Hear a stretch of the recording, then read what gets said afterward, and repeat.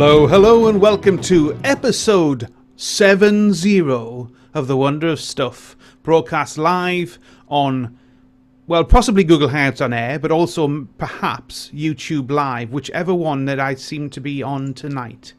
I went in as YouTube Live, but I still seem to be on a Google Hangouts interface. Haha. Anyway, so it's the place you'll find news, information, commentary, science, engineering, and technology from the past week and beyond, and anything else that interests us from inside our tiny little human brains.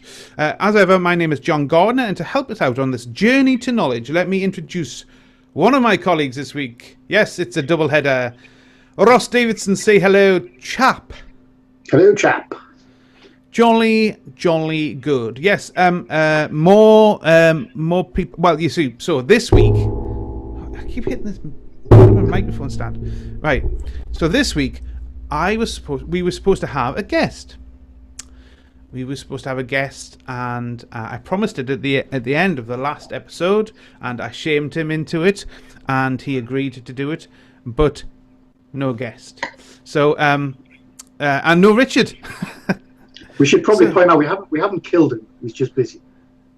He's not been on for a while, has he? I don't think that excuse will work anymore. I think they found the body. No, shh. Yeah. We're on the run, really. We're on the run. This is not really the same room that you see every week. This is a fairly good facsimile. It's green screen, isn't it? It's green screen. That's what it is. Yeah, it's all CGI. Anyway, so we've got a couple of topics this week, and I'll start off with one that I was hoping Richard would be here on, because it's kind of like something that he could feed back for me of the stuff that I don't know, because this is about ants, and he likes myrmecology and stuff. But this is a story that was a couple of weeks ago. I saw this and went, that's quite interesting. But quite interesting for me on a topic like this is because I'm interested in how organisms interact with each other. So whether that be a hive and bees, or a colony of ants, or a load of people in a work environment. I'm interested in that sort of thing. And this one is a colony of ants, but it's very strange, and it was kind of quite well documented on various. I mean, obviously, I'm not talking about the 6 o'clock news, but it was quite widely reported on websites that do cover that sort of stuff, science websites and stuff. So this is about. Okay, so go back. So in Poland, there were many nuclear bunkers from the Cold War, as there were all over the world. When we had Russia, and America, and everybody else was pulled in for the joy of nuclear war. Hey! Woohoo! It's behind you. So this is some researchers were out at the Polish Academy of Science, and they were doing a survey of bats, or a particular type of bats, and they found that they were going into this bunker. And when I say this bunker, I mean, drum roll, everybody. It's never so quick. There you go. So that bunker is in Poland, somewhere unspecified, somewhere in Poland, and you can see that it's all overgrown, and there's a little door, sort of like entrance, little black hole in the middle, and that's the entrance to this bunker. And they were researching these bats, and the bats were going into this bunker. But then they found, when they went in, that they found there was a colony of ants in there. Not unusual. This colony of ants, quite big, quite mature, and they had a source of going in and out, which was this little hole, like the bats did. But this colony of ants had built their nest around a pipe, which was a ventilation pipe. Initially, it was a ventilation pipe for a nuclear bunker, so that you could and there was obviously some, and it went down into this like sealed room underneath, and this pipe had rotten away, it rusted away rather, and ants were dropping down this pipe reasonably regularly. There was a few ants going in every few weeks into this room underneath. Now this room underneath was sealed. It was sealed from the outside world, and it was dark, and it was a fixed temperature of around 10 degrees C. And when the researchers went in further into this room, they broke down the door, or they opened, they managed to get the door open. They found that there was a sub colony underneath. Now, obviously, when these ants were dropping down, they couldn't get back up because it was all sealed. So this is a big thing, because they've never seen a colony like this before that was completely cut off from the outside world, but still functioning. So they found previous cases of colonies which were practically all in darkness, but all of these things had some access to the outside world. There was, however small, there was a way that the ants could go out, forage, get food, and bring it all back. This is kind of unique in that. So, how long have they been down there? Do they know? Well, it's going to be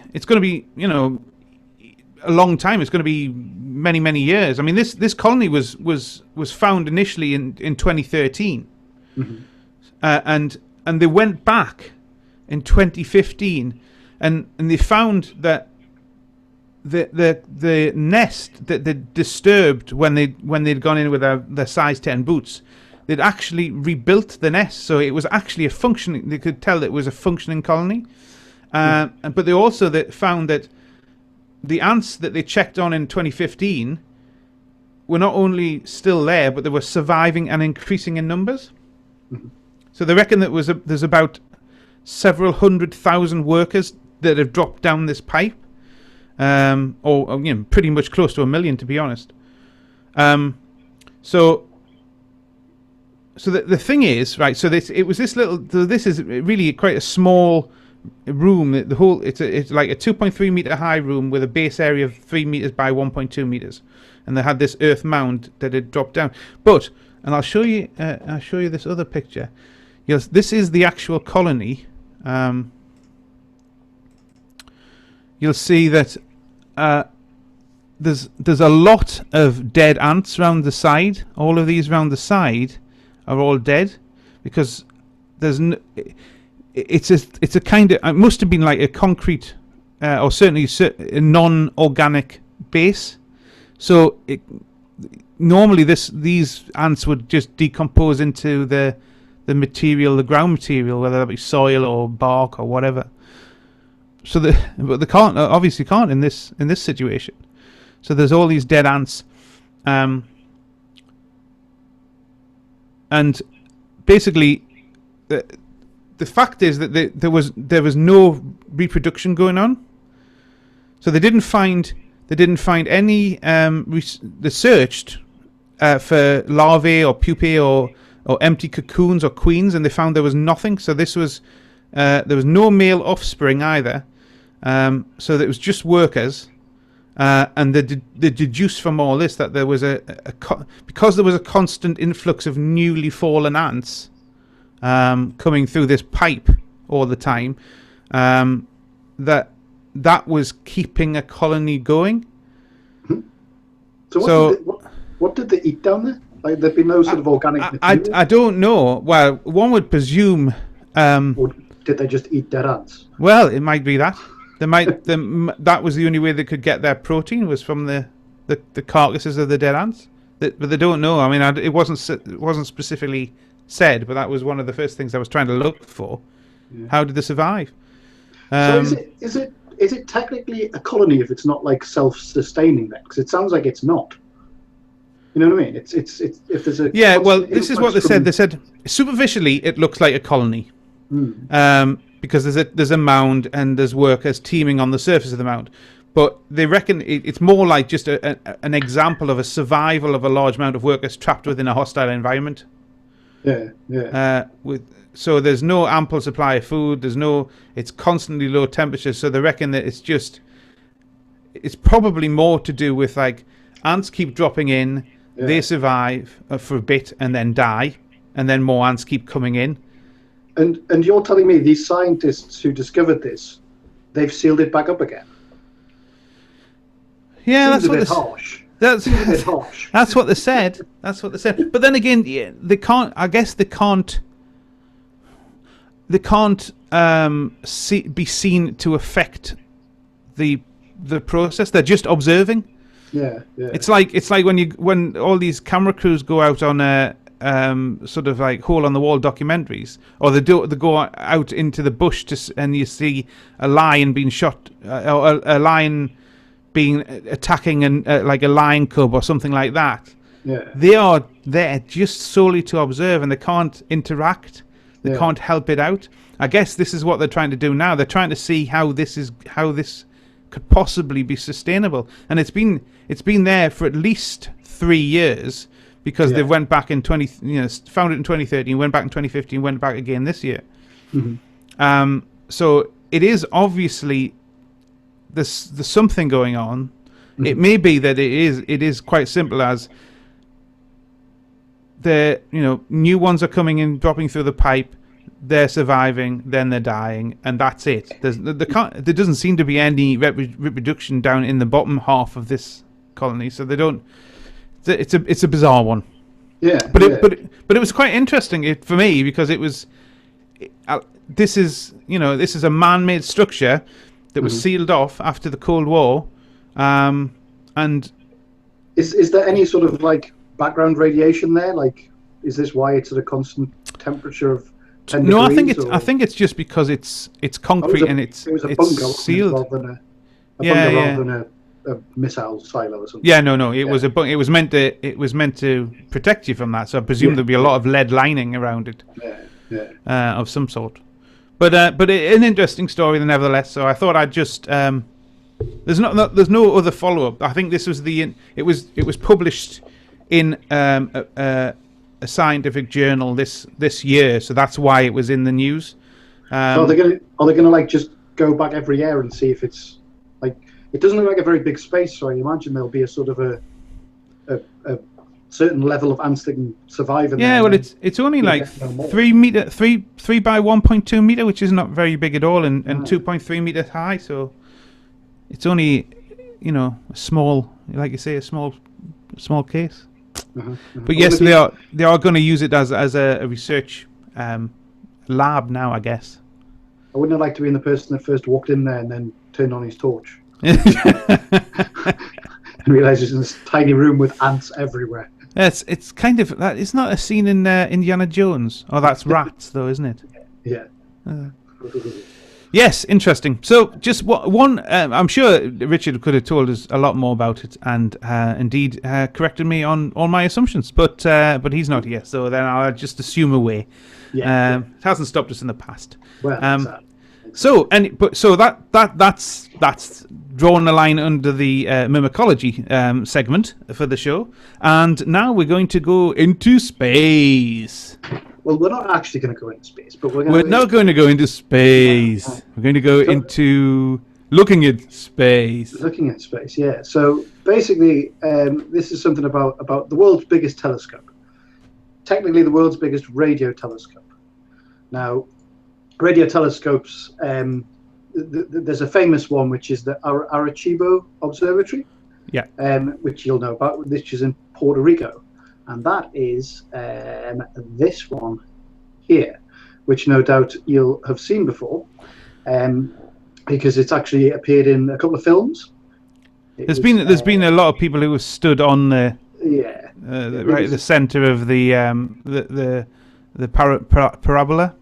Yeah, probably. So it was in GoldenEye. There was a big fight in it, and it was in what was that one? Contact, and various other sort of sci-fi type films will have had it.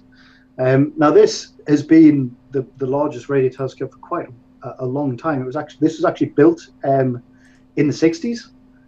So this was completed in 1963. So this is a radio telescope. Like you say, it's a big parabola. So they've built it in a sort of a natural valley and then made it a parabola. And this is 305 meters wide. I think 305 meters wide. News at 10. 305 meters wide. Now this is basically, radio telescopes are quite good for astronomy because they can basically work all the time. So it doesn't matter what time of day it is, what the weather's like. So it can operate sort of 24 hours a day. And this has been operating probably pretty much 24 hours a day for over 50 years now. It's done a lot of astronomy work, and also it's been used by SETI. So this is used for search for extraterrestrial intelligence. And they've actually used it to send a signal as well. So in 1974, they sent a signal to a globular cluster called M13, which basically is a cluster of stars that they think there may be life. But it's going to take 21,000 years for the signal to get there, because that's how far away it is. But that broadcast apparently was the same as, it was equivalent of 20 trillion watts, apparently. So basically, if you had a receiver of the same size as Arecibo, you could pretty much receive it anywhere in the galaxy. So cool. Quite a strong signal to send out. But obviously, if someone does receive it, we're going to have to wait about 42,000 years to get a reply. Not exactly the most useful conversation. Anyway. Yes, it's rather stilted. So, hello. It is a bit, yeah, a bit of a delay. Hello. But, yeah. How are you? I'm fine. This is soon. Actually, so that is the biggest one we've got at the moment. Not anymore. There is a bigger one. So there is a one that is very originally named the 500-meter aperture spherical telescope, or FAST. I'm guessing it's 500 meters aperture. Well, you would think so, and you'd be right. Way. So this good is old those scientists. Exactly. This diagram here actually shows you the size of the new observatory compared to Arecibo. So Arecibo is the top one. Oh, wow. The new one is the bottom. And as you can see, it's rather large. Blimey. Now, I do have some interesting facts about the size of it. So it's the size of 30 football fields.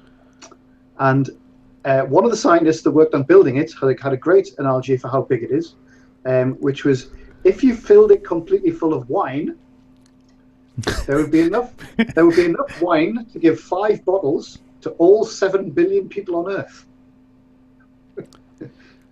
Including Muslims? That's a big glass of wine. So yeah, so it's huge. So this is actually been built in China, and it's been built in whereabouts in China is it? It's in Pingtang County, southwest China. And basically this they started in 2007. I think they planned it. Found a place in China that was fairly suitable. Unfortunately, there was some people living there, so there was a 65-person village that had to be relocated. And sort of along the line of our last discussion about radio silence being needed around this, it wasn't just those 65 people that would be moved. There's 9,110 people living within a 5-kilometer radius who've been relocated as well, to try and give this a radio sort of quiet zone of 5 kilometers around it. So no microwaves. No microwaves, no. So they started building in 2008, and actually no, 2008 they put the foundation stone, and they actually started building in 2011. But they finished it this year. So in July 2016 they actually finished it, and at the end of this month they're going to start actually turn it on and start receiving, basically receiving radio waves to see what they can find. And again, SETI are going to be using it for looking for interesting signals from other places. So what's often I often wonder about things like this. I mean, how do you justify that you want some time on this telescope? Do you just book it in and have to pay, or Do you have to be part of the people who funded it, or? I imagine so, but again, this is in China, so I don't know how that would work, because obviously it'll be the government that funded, no doubt. Apparently, it took $180 million to build. But yeah, I would imagine you can. They'll want to recoup that money, so yeah, they'll rent out time on it. I mean, in terms of this, compared with the Arecibo one, as well as it sort of being bigger, I think it's actually better in terms of you're not just limited to where it points with the Earth rotating. It does actually have movable parts within its sort of panels, so it'll be made of panels that won't actually be a solid shape. So you can actually sort of focus on different parts of the sky within a certain sort of degree of what the word be. So you can split the parabola. Well, basically, it's made up of panels. So basically, you'll be able to sort of move the panels. You know how yeah, but you're still only looking for one thing with the dish. I mean. Yeah. But you can focus on different parts of the sky. It's not right. Okay. Because it's so big and it's in the ground, you can actually move the panels and focus it differently. Yeah. Right. Yeah. Okay. I think even though it's 500 meters in curvature, diameter, not sure which one it is. It's only about 350 meters of it actually is sort of like the movable active bit. So I think they can sort of move around the parabola and also adjust them as well. So it's got sort of a much wider field of view. It's bigger, so you can get more information. So you'll be able to detect sort of fainter things. And it could also be used as a transmitter as well, like the receiver one. If they wanted to send a signal, they could send a signal as well. Now, in terms of, obviously, this is the largest single piece telescope. There are larger telescopes, but they're made of sort of arrays, so where it's sort of separate panels, but they're actually spread out over much larger distances, so have a sort of an effective size. Have you got a picture of it there? I've got a picture of it here. Of the yeah, I do actually. Where is it? I've got it there. It's on the screen now. There it is. Yeah. That's impressive. That like. It is rather large. Yeah. And it's interesting because the Arecibo one always looked like it was concrete. It was a parabola of concrete, but this looks like it's got some sort of metallic tiles on it. Well, this is the thing. I think because they're sort of the reflectors, sort of they wanted to make it like active, so you could move it. Whereas the Arecibo one was like solid, so they were just concreted in.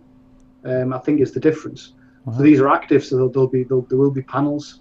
I don't know what they're actually made of.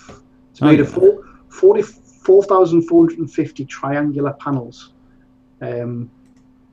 This is when they were building it, so you can see underneath there's the grass and trees and stuff, and then there's the panels that go on top. There's like a framework. Yeah. Impressive. So it's also been nicknamed by the Chinese called Tianyan. That's what they're calling it, which either means heavenly eye or the eye of heaven. That sounds like a panda's name, Changyang. Tianyan. Yeah. Excellent. So, and you said when is it going to when is it going to start? The 30th of September was what I read about when they were going to start processing data from it. But it's basically been finished since July. So I would imagine they've already. But I think end of September, end of this month, is when it's effectively operational, and they'll do some interesting radio telescopy. No, what's telescopy? Telescopy, is that a word? It is now. It is now. Yes. Wonder of stuff, changing the world of English. Excellent. Good stuff. We'll see whether it comes up with any more SETI candidates, any other WoW signals, and all this sort of interesting stuff as well. Yeah. Because that aren't man-made, obviously. that aren't microwaves. That aren't microwaves. Or lawnmowers or everything like that. Excellent. Right. Well, that's a quick episode of the wondrous stuff. I think. Have you anything else? Seen anything else? Seen anything else? No, we were actually just saying before we came on that for some reason we're finding it quite hard to find stuff at the moment, and so we're struggling a bit, and this is why a guest would add a new impetus, which rather neatly takes me round to the topic of guests. And if you know somebody, if you are somebody who either works in science, engineering, and technology, or is interested in it and has a particular area that they're interested in, or knows somebody, or has once a cousin half removed from his uncle's brother's sister's friends who knows somebody who might possibly have something and once did a GCSE in physics, please get in touch. You know the email address, which is that one, wondrousstuff@gmail.com. Everybody has access to that. We can always, although at the moment it's probably the one that I check it every day.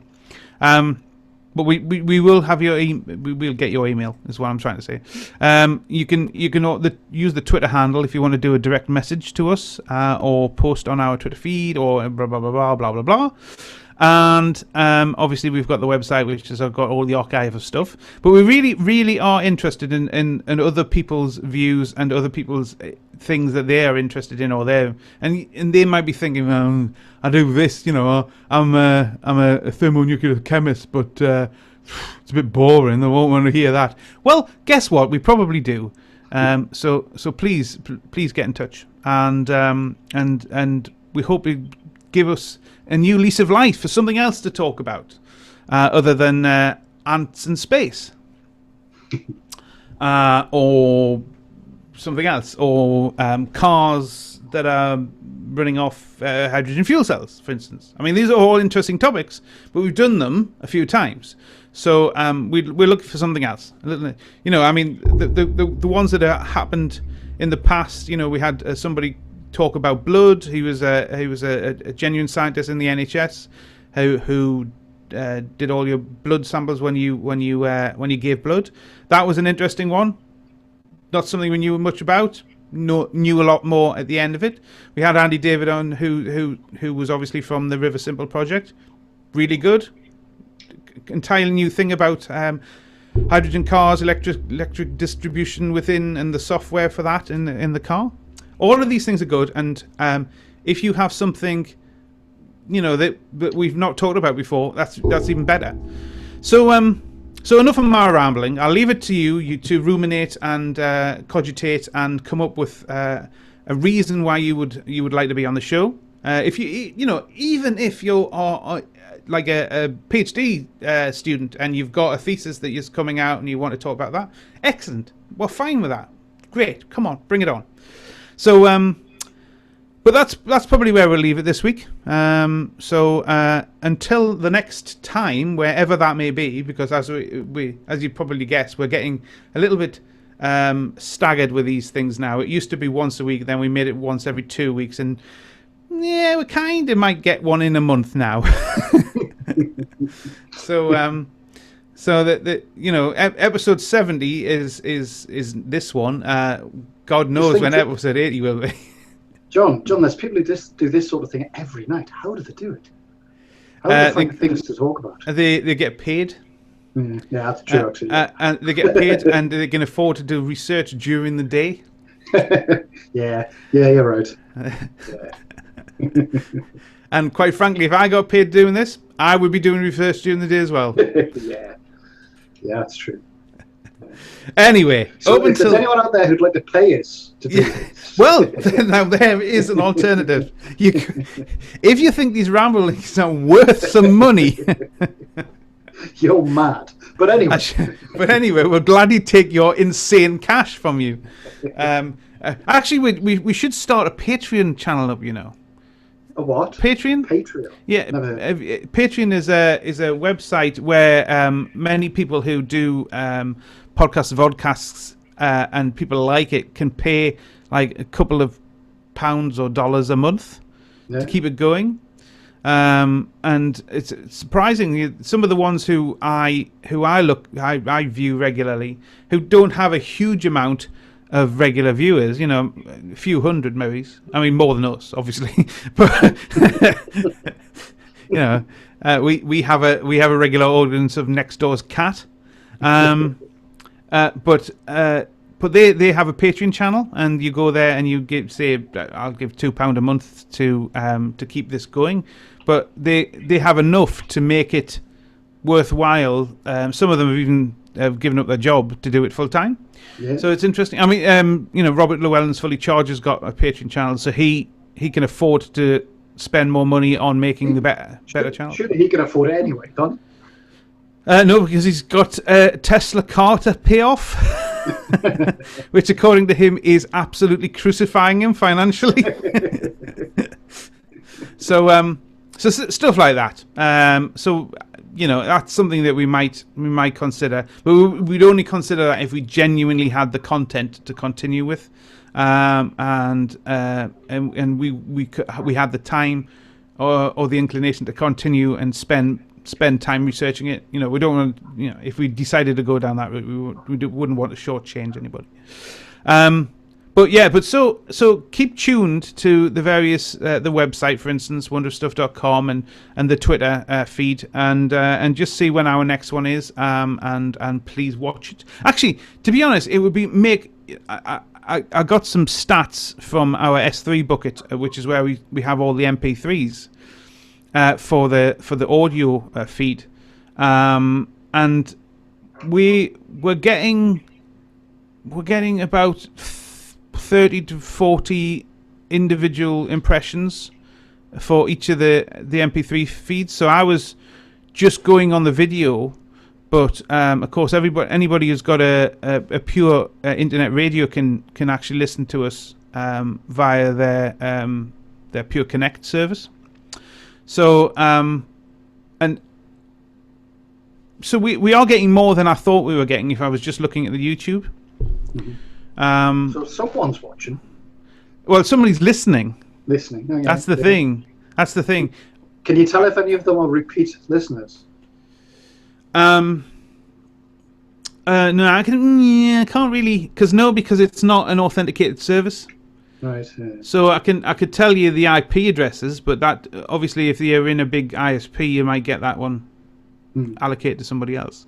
I can tell you that both the audio and the YouTube video archive is watched and listened by the United States of America people more than anybody else.